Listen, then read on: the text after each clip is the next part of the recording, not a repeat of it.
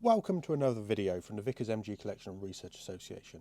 Now hopefully you've seen our disassembly and reassembly videos of the lock, the stripping of the lock parts, and also you've probably seen our posters that explain how the lock functions. But we've got skeletonized examples in the collection as well that give you an opportunity to look inside the lock as it's working. Now we've got two here. We believe this one was originally skeletonized. The finish on it is much better than the other. We think this one might have been done for the collector's market.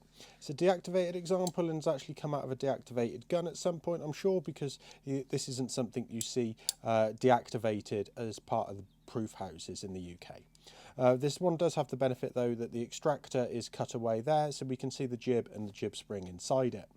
Now this is in the cocked position. We just fire that action off quickly. You can see how that works there, but let's explain it as we walk through. As you crank the handle back, that lifts the side lever, that lifts the tumbler here, and the extractor is allowed to drop with the side lever of the extractor lever there dropping like so. That enables it to, as you're pulling back, you pull the handle to the belt to the left, and then it will lift up and slide onto the round in the front there. Now that would slide up as well. We're obviously missing half the side lever here that enables that to happen. That cocks the lock into the first position.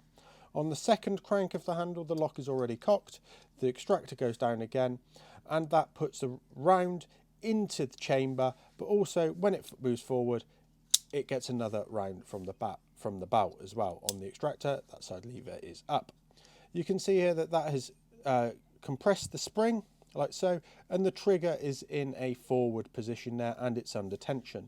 What you may have also noticed is that it's not until that side lever is fully down that the extractor is locked in place, and this lever here, the sear, engages, and that means that the firing spring is caught back and cannot be fired. So it cannot be fired in that position at all. Look, we can move the trigger there and it won't actually be fired.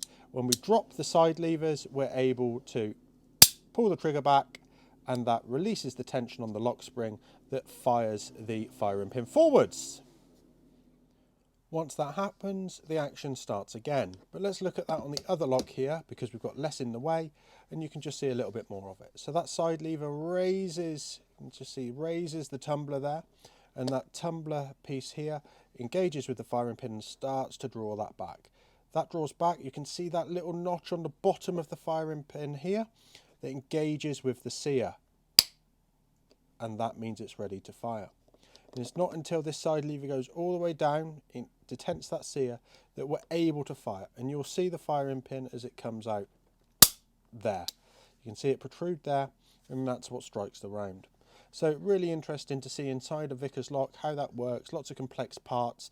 You'll understand how to strip it, reassemble it, and now how it works as well. Skeletonized items are really important. On this side is obviously we've got the side lever missing here and the extractor missing here. But if we look on the other side here, you can see how that side lever and that extractor lever are in place, and that's what operates. So that enables the extractor to go down, and when that side lever comes back, that is what secures and fixes the side lever in place. And then we can, once again, fire the action, keeping our fingers away from that tumbler that will do us lots of harm if we get our fingers or thumbs caught in it. Thank you for watching. Please remember to like and share the video and subscribe to the channel. Please support us on Patreon if you're able to, and let us know of anything you'd like to see in the future. I look forward to hearing from you.